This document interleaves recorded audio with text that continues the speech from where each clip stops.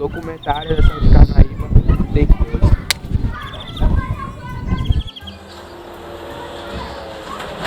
Foi quando chegou primeiro, foi 3 casas. Aí foi pai, minha tia, meus 2 tios fez a casa aqui. Mas meu avô em 32 já trabalhava aqui. Já trabalhava aqui. Já. Você não vou falar Lunarda, era onde meu avô tinha um barraco de morar e trabalhar.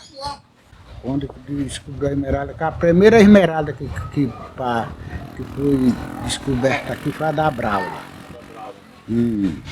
A depois foi a daqui. Antes da esmeralda, o pessoal que morava na roça vivia de tirar plana, taquara para fazer a peneira, o coco, o babaçu.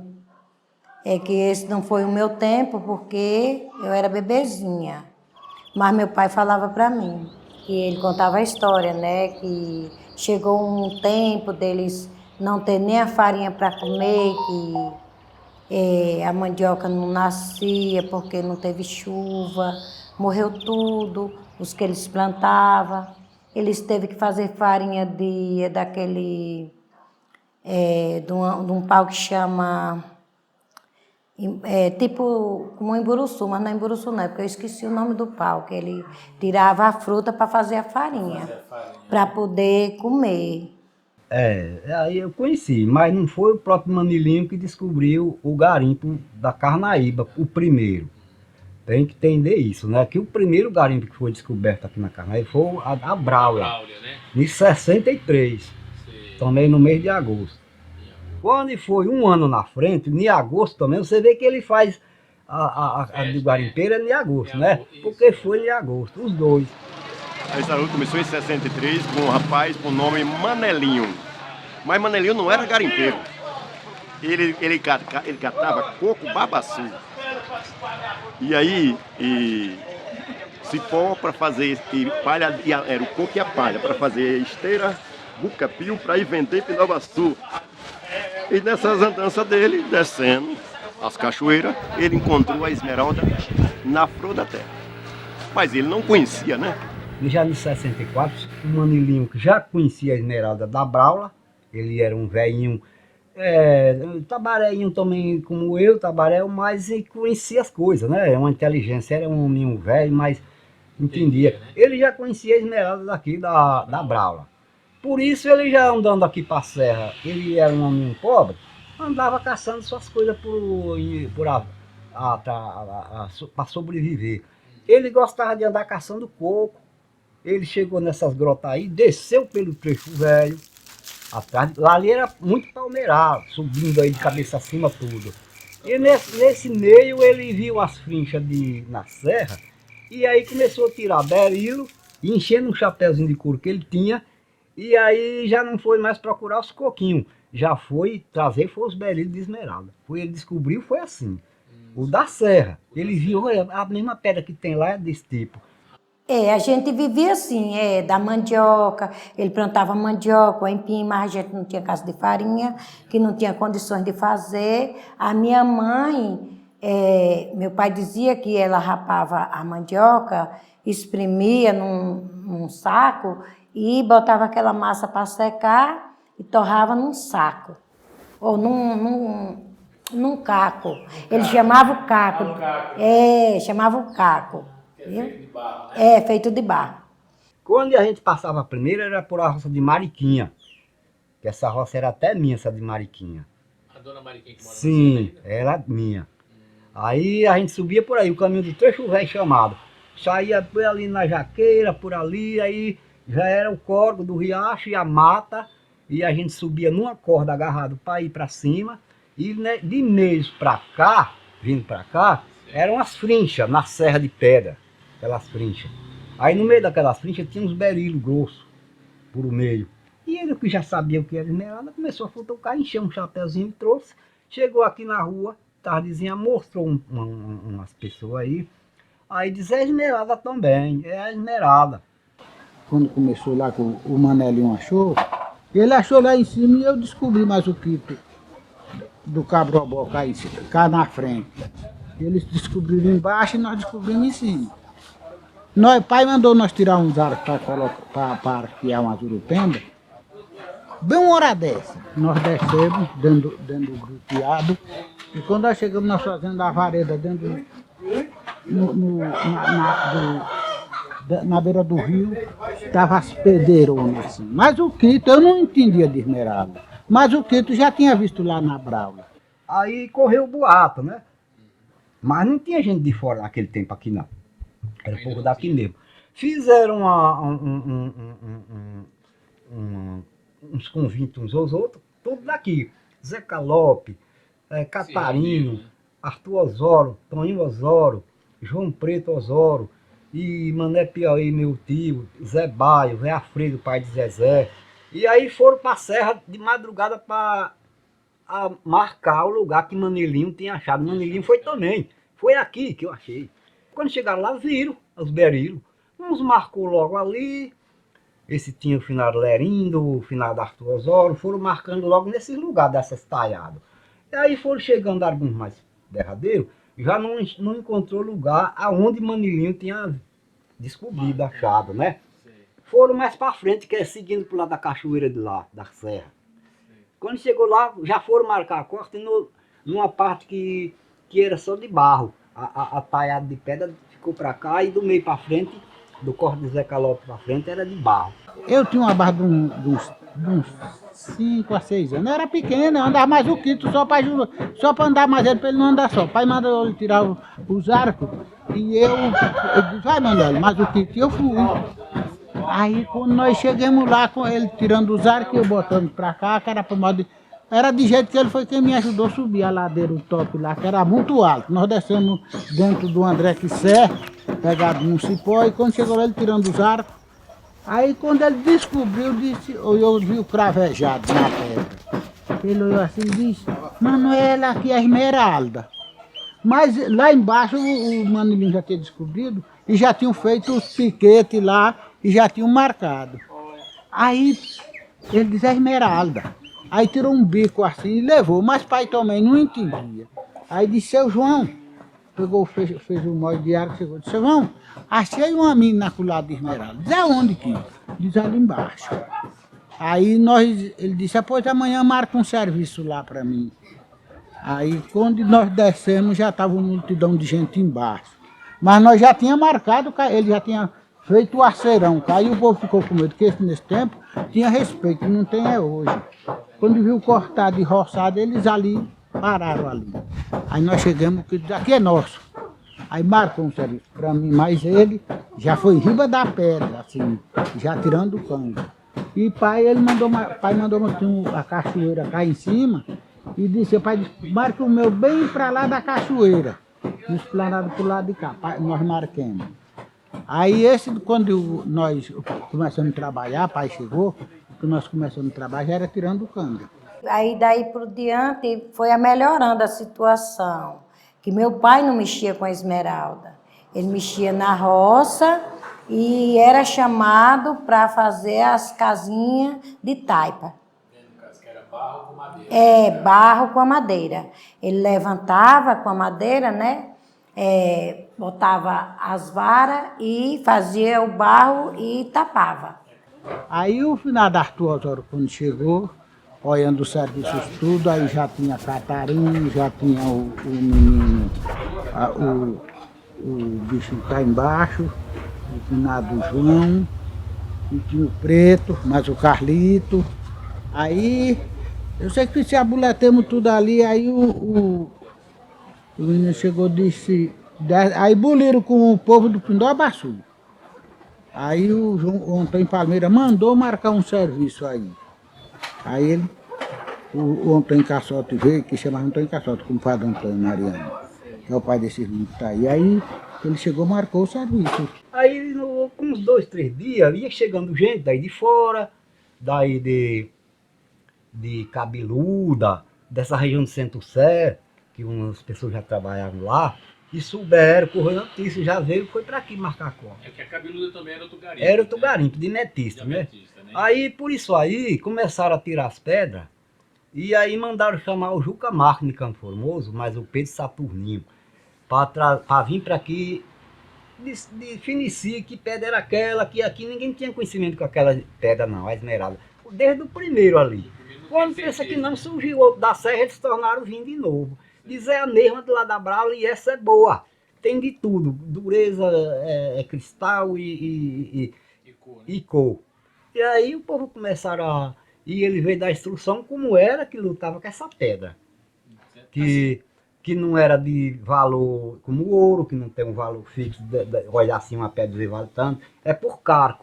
Você pede e o outro oferta pelos cargos. Os gringos já começaram a chegar para comprar. Eles já vinham para Braula, não sabe? Quando começou a tirar aqui, logo eles baixaram aí.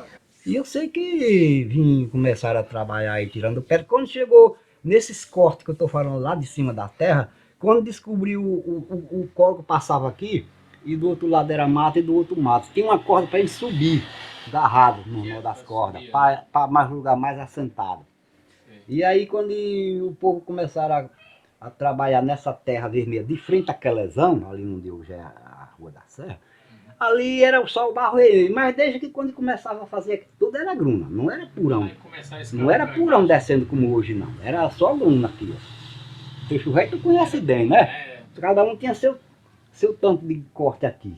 E aí, quando foi saindo daquela terra, fazendo a boca de gruna, tirava boi desse tamanho de veio.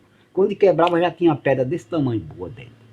E aí, quando chegou mais na frente, disse, então não tinha como daqui aí. Já destampou o esteira, que era só pedra. E naquele tempo não tinha essas descargas de hoje, que de 1 metro de aço. Era um açinho desse tamanho, os cabas batendo e outro coisando do aço rodando, chama tavocar, né? Fazia um tiro nesse tamanho, um paro, um tanto. E o explosivo era clorato com açúcar e café para dar explosão. E aí fazia aquelas bananas e botava lá naquele... Mas quando a explosão atirava, ficava aquele jeito. Não era como hoje que sai rampa de nada, não era só esmeralda. Só esmeralda. E começou de cá de baixo, até lá onde hoje é o Corte de Dermã, a fila toda deu pedra. E a gente foi vendo aquele movimento, a gente vinha olhar, minha mãe trazia a gente para olhar aqui o garimpo, como era, só que nós não entendia também, que só entendia de roça, né? Nós não entendia o que era. Aí ela mandava a gente olhar assim, a gente não sabia de nada, não sabia pegar, porque tudo para a gente aquilo não valia nada, né? Que eu também criança, né? Mas os meus irmãos mais velhos, eles já entendiam, aí já chegava, pegava aqueles ralos e botava ele naquele tempo ele chamava cascalho. Aí colocava, né? Aí catava aquelas pedras e aí vendia, baratinha. Ele não tinha valor não. Nesse tempo não tinha valor. Em 68, mais ou menos por aí, não tinha maquinário aqui naquele tempo, e apareceu um maquinário ali na cabeça do trecho velho, indo para onde o Lino Cego tinha um corte. Tinha um lugar assim, meio aberto, compensou, botaram esses geradores, botaram esses maquinários que hoje tem, naquele tempo tinha também, mas não aqui. Trouxeram, fizeram um pátio com 10 fios de arame e cercaram e botaram dentro, para tocar buraco. Aí o povo começaram a perceber que era coisa errada, que iam querer tomar o garimpo. Ele ainda não estava registrado. Aí esse povo, Zeca Lopes, Anissete e outros, conheciam muito Juca Marques, que ele era deputado e vinha atrás de votos por aqui, foram lá e Juca Marques veio. Chegou aqui, eu ainda me lembro, umas 10 horas da manhã, nós tudo, povão aí no trecho velho lá, que comprava pedra e vendendo, aquele movimentão danado dentro do trecho velho, era uma feira ali. E aí lá em cima está esse maquinário.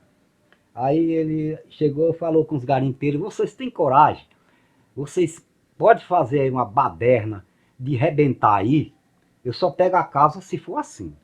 Oxe, foi ligeira, a garimpeira avançou. Com pá, picareta, facão e cortar os arames e embolar compressor para lá e geradora, muita gente. Aí espatifaram aquilo ali. Com isso, quem deu ordem para eles virem, ou como foi que veio, sem dúvida foi dar alguma queixa, não sei como foi lá, que Juca Marques tomou a causa. Pegou para Salvador, para Brasília, fez um documento de 7.000 hectares.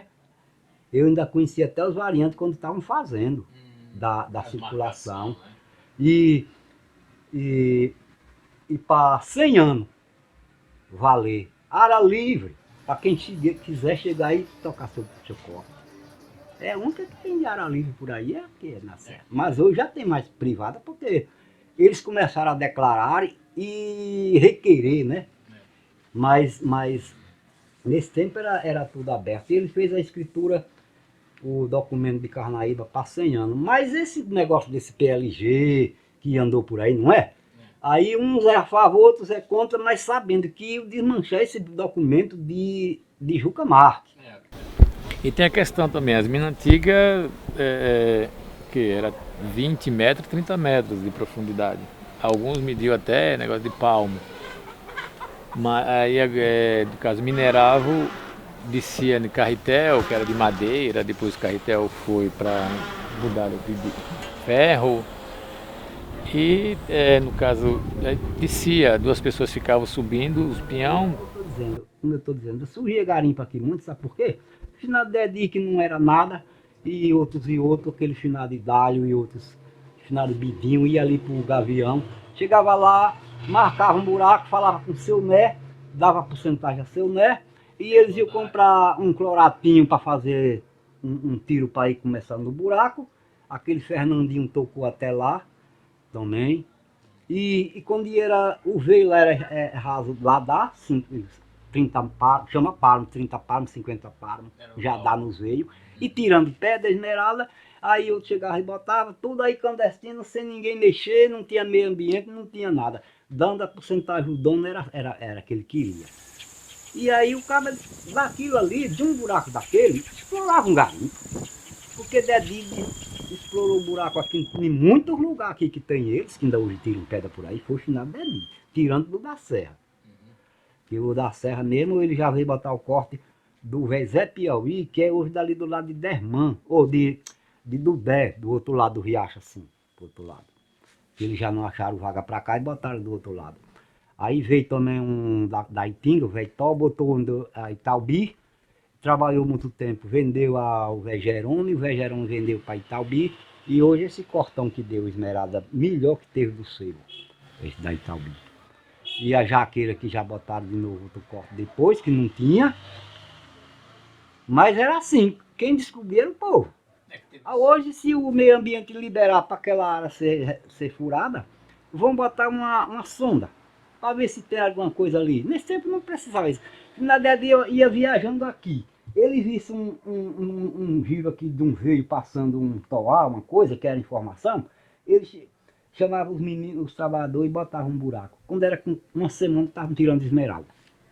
E assim em muitos lugares por aqui. Até porque meu esposo, quando eu casei, ele era uma pessoa que ele era da roça. E ele começou a trabalhar na roça do meu pai. Né? Aqui ele não tinha, mas o meu pai tinha roça, como até hoje é a roça que eu tenho, né? Lá em cima, que é justamente onde é a herança, né? Aí então ele trabalhava nessa roça, ele plantava feijão, milho, batata, empim, a mandioca. Mas daí quando o garimpo foi avaluando mais e as coisas foram desenvolvendo, eles fizeram uma casa de farinha de roda, manual, né? Puxava a roda, para ralar a mandioca, né? Que chama cevar, né? Naquele tempo, cevar mandioca. Então, foi aí que a gente foi, né? Fazendo aquelas farinhas, foi melhorando mais a situação. E meu pai sempre trabalhando aqui, ele trabalhava na roça, mas trabalhava também aqui, fazendo as casas, trazendo, cortando madeira lá na roça mesmo, para fazer os esbirros, de esbirrar os cortes, né? Que antigamente, quando começou a trabalhar e fazer os cortes, era engrunado. Era só gruna, não era? Era só gruna. Não, não era descendo. Era só gruna. Ali aquela gruna eles faziam assim, mais ou menos, na altura de uns 3 metros, né? Aí ia por debaixo do chão, assim, grunado. Aí eles tinham que esteirar assim de madeira. As escoras. As escoras para não descer, né? Não descer, porque se eles faziam assim, aí eles enfiavam os esbirros, né? Aí botava, esteirava, apregado para, se aquela montoeira descesse, as madeiras seguravam. E meu pai cortou muita madeira para fazer esse trabalho.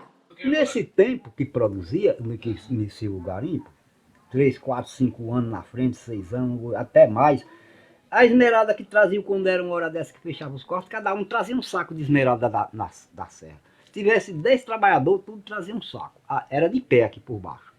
Mas não era boi, como vende hoje, saco de produção para o cabo e aventurar, comprar por 5 mil, quebrar e não dá nada. Lá vinha as pedras, cada um tinha seu balde desse tamanho assim, um baldinho, quebrando na barraco e pegando as pedras, só era boa nesse balde, aquelas que não eram tão boas no outro, e aquelas mais ruins no outro saco, cada um trazia um saco nas costas para trazer para as casas, quiseram tudo daqui de baixo, para fazer aprontar para ir vender. A gente que já vinha de Campo Formoso também, para comprar aqui, que logo o povo pega a base, né? E a gente já sabia que furava os tiros era pouco, né, nem muito que nem hoje. Quando encravava um tiro, a gente escutava os históricos. De quando começou as grunas, já tinha mais proteção, que era só sair, se encostava e deixava aí pipocar para lá, as pedras que saía, a gruna era rasa, saía direto assim, mas não espatifava por lado. Aí pronto, aí quando aquele que pipocava, que explodiu o garimpo, entrava e ia trabalhar. Aí os outros iam furar, então ia trabalhar também. Ali era assim, quando dava meio-dia, os quigila, que lavavam arroio, cascalho, não chamava arroio, era cascalho. Aí chegava, dava meio-dia, ali o povo ia comer e dizia, ó, pode pegar o cascalho quando nós chegar, quer trabalhar. Todo quigila entrava, diz, não mexo, não veio não. Que é por isso que eu achei estranho. Começou a ficar estranho desde esse tempo, desse lugar para cá. Aí chegava todo mundo, fazia seu saco de arroz, não tinha negócio de pegar ponta de ferro, cunha, e nem marreta para ir mexer, não. Se tirasse no saco, naquele saco de cascalho que levasse, podia ficar até pedra de 10 ou 20 milhões, ali ninguém dizia nada, porque era ali mesmo, não tirava nada não. Aí passou com pouca, começou, depois que a serra caiu, aí ficou tudo de fora, o povo começou a ser mais esperto um pouco. Bom, mas desde esse tempo que já tinha a arqueia lá, já tinha uns vigaristas que iam tirar de noite. Não veio dizer que, como é que chama ele, aqueles macegueiro. Agora as minas já usam até elevador, uso no caso guincho, né, tração do motor, energia elétrica, essas coisas. E também caçamba, antigamente era no saco, tirava de dentro das minas no saco de nylon. E mudou, porque agora estão escorando, a gente escorava as minas com madeira, muitas escoras são agora nas minas, estão fazendo com ferro e concreto. E por aí tá assim, mudou muita coisa. Até a questão da segurança, estão usando EPI, estão usando cinto de segurança, bota, capacete, óculos de proteção, em alguns casos. Quem administra, no caso, a cooperativa mineral, que tem o direito de exploração, e ela repassa para os garimpeiros. E estão garimpando desse jeito. Tem um controle de explosivo, que, claro, o explosivo tem que ter o controle e o cuidado. Aí mudou muita coisa, né? Para melhor, espero. Nesse tempo, quem era o prefeito quando surgiu era Antônio Palmeira, pai de Doutor Hélio. Aí ele governava, mas não tinha muito interesse na estrada para a serra. Ele não tinha muito interesse de fazer estrada, quer dizer, não é só para a serra, do Pindoba. Era de animal, aqui por cima. Por aqui, pelo campo de bola velho que tem aí na rua de cima, né? Era a estrada que nós viajava de pé e de animal, era por aí. Aí quando foi nos anos 68, parece que foi, o Antônio Palmeira ainda era prefeito. Aí surgiu a eleição para prefeito, o Vadinho, pai do Dr. Manel, se candidatou contra Antônio Palmeira e ganhou do Antônio Palmeira. Mas aí só tirou 2 anos. Naquele tempo tinha 2 anos no meio. Tinha 2 anos. Quando foi, ele candidatou de novo Manilinho, que é o desses Maia do Filadélfia, mas Filadélfia era município de Pindoba.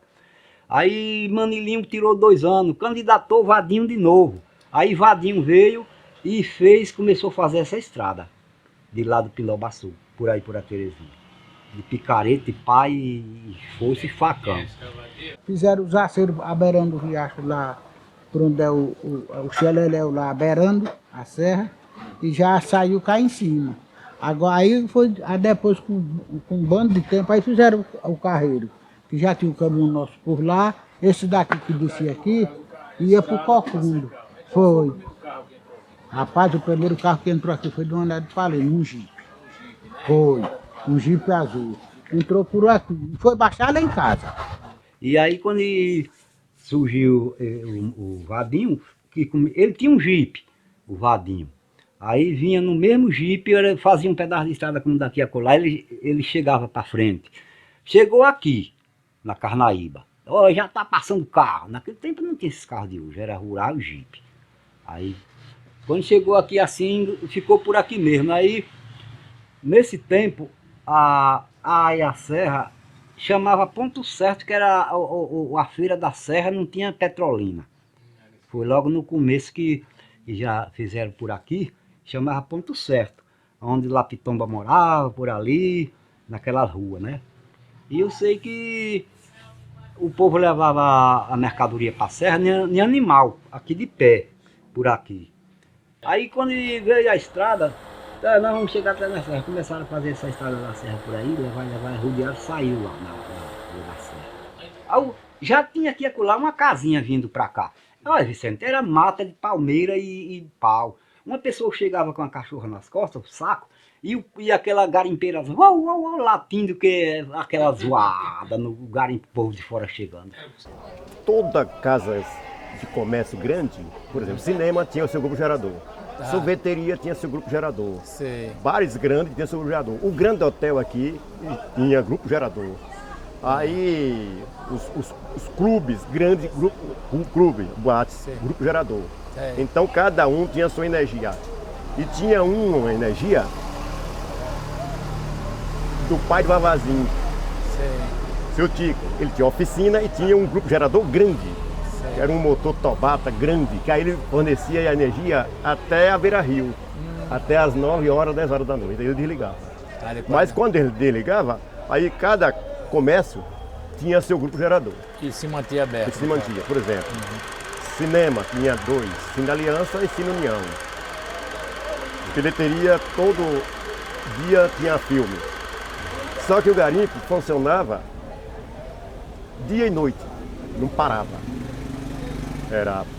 Aqui nós estamos na Petrolina. O Juazeiro tinha mais gente. Morava mais gente? Mais gente. Era muita gente. Agora, na periferia, era só casas de palhas, casas de taipa.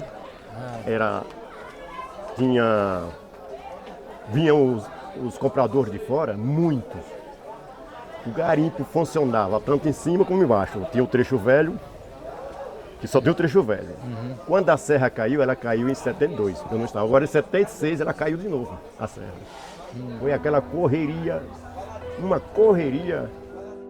Quando, na época que aconteceu o acidente do desmoronamento da serra, naquele dia eu estava no trecho, lá embaixo, que a gente chamava trecho velho, né? Trabalhando.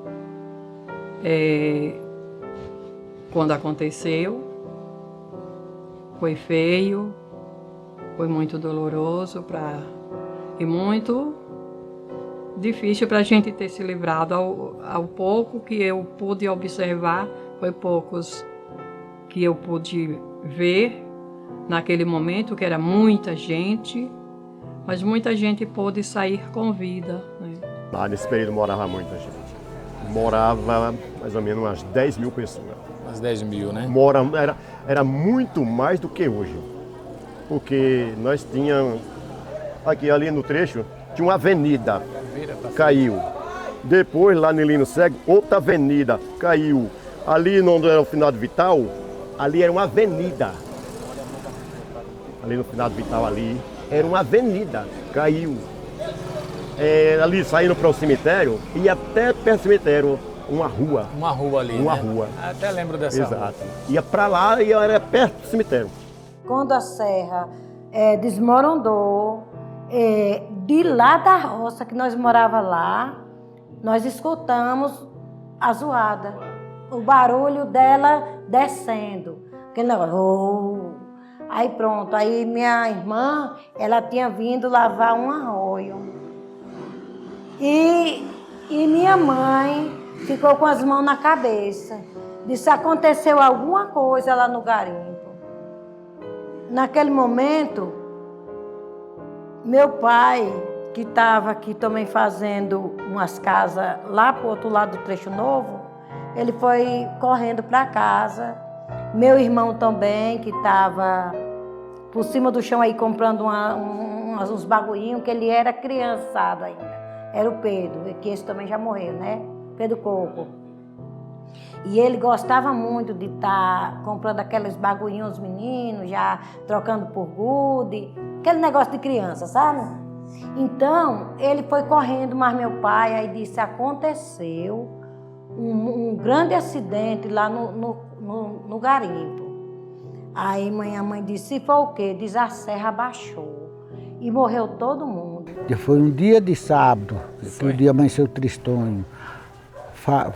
Avisou todo mundo que a serra estava caindo, só faltava era falar. Às 11 horas do dia eu vi a serra virar. Aí ficou, olha. Ele disse, no fim do caos ele disse, olha, todo mundo dizia, minha gente, e agora de que vamos viver? E gente debaixo do chão, que morreu quase 20 pessoas ali debaixo. Ficaram soterradas. Ficou debaixo do chão. Olha, com 15 dias nós estávamos puxando a montoeira do finado Dom Antônio Palmeira, pegado com o Genésio Villanova, ainda achamos em cima, por riba do corpo do Arthur Miranda, achamos uma carcaça de uma mulher com um menininho. Ia subindo e a serra pegou e não deu tempo de sair lá. Não, eu perdi muitos amigos, porque é o seguinte, toda pessoa que trabalha de furador com a rocha quarto verde, ele corre, se ele não tiver bons equipamentos, ele corre um risco.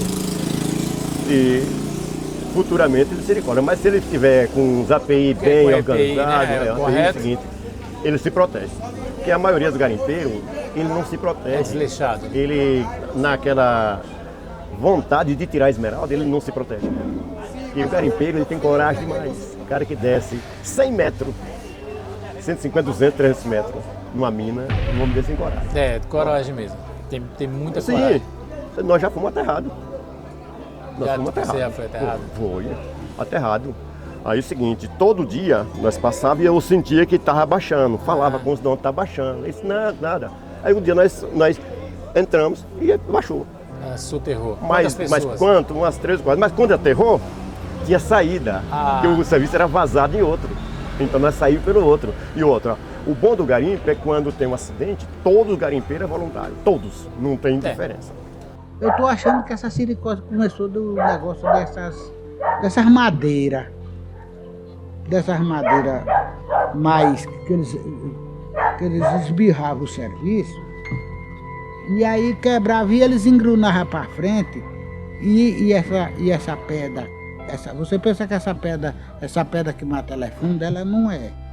Aí aquela madeira caiu e o povo rasparam e quando acabar passou a mão e aprofundaram.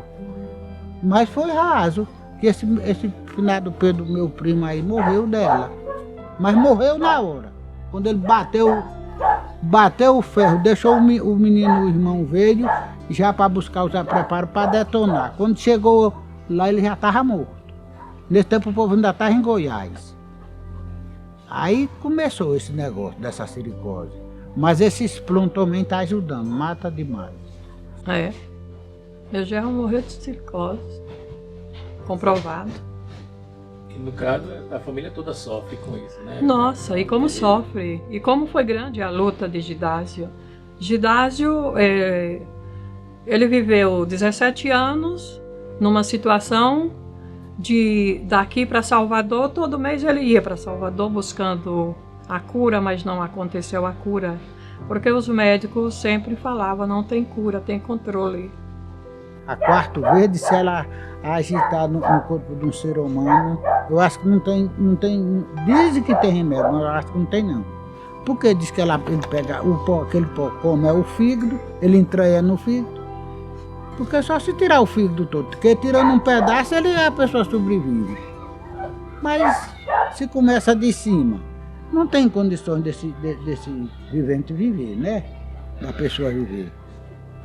O menino estava me dizendo, esse mesmo que morreu ali, aquele menino da dona menina ali, ele disse, seu Manel, olha, esse negócio quando começou a ir lá ele, começou da boca do estômago, aquele ardor. Mas eu bebia cachaça, aquilo ali queima por dentro. Bebia não sentia não. Com um tostão foi que ele disse que começou a sentir aquele peso embaixo. Então era ela comendo por baixo. Aí trabalhei com esmeralda, também trabalhei debaixo do chão. Debaixo do chão é esquisito, né? Porque assim, o ar não é tão bom como aqui em cima, tem tanto ar, é quente, é úmido.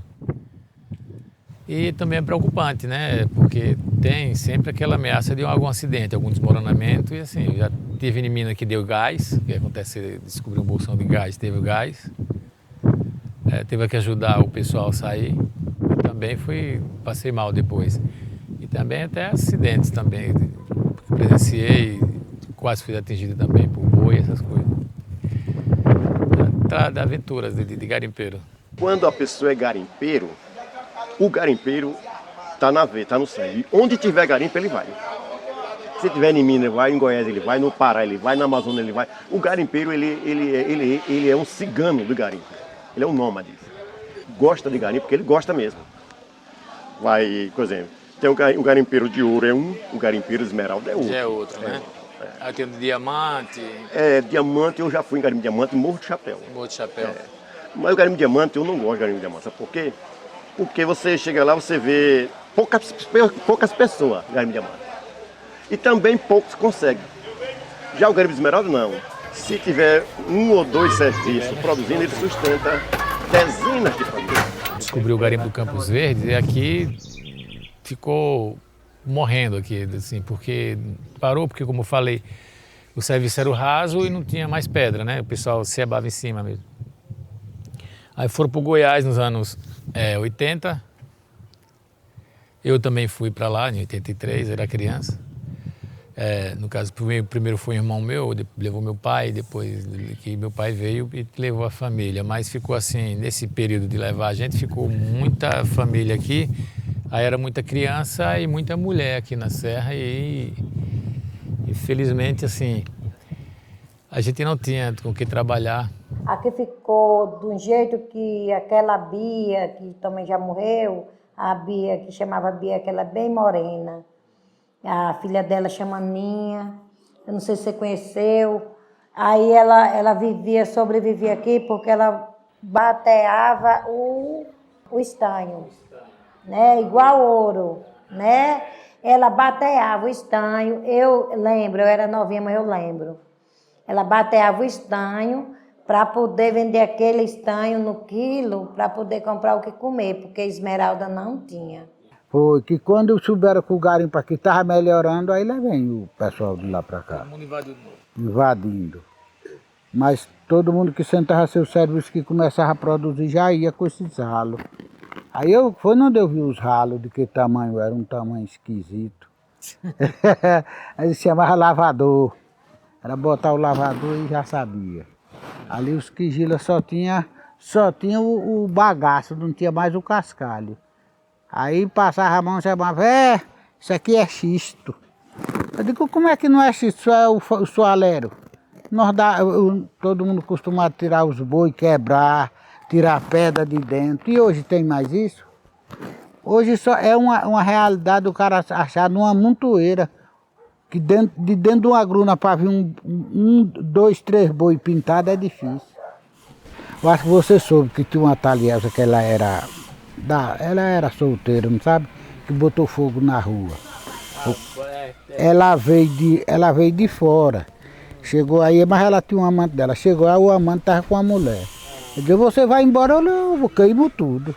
Mas ele não acreditou e nem ninguém acreditou. Quando deu fé, só viu o panavoeiro comigo. Tudo de palha, né? Tudo de palha. Pegou, foi 10 horas do dia. Assim, aí juntou o povo todinho, era água, era terra, era tudo.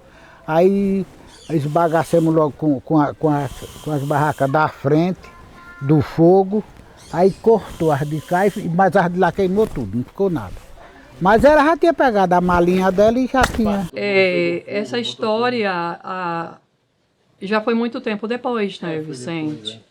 Foi muito tempo depois que eu lembro que o marido dela fazia linha para Campo Formoso, tinha uma rural. E ela tocou fogo em si, mas ela saiu para fora e daí dessa saída para fora o fogo pegou em outros barracos. A vida no garimpo é uma vida seguinte, sofrida, muito sofrida. E divertida também. Por que divertida?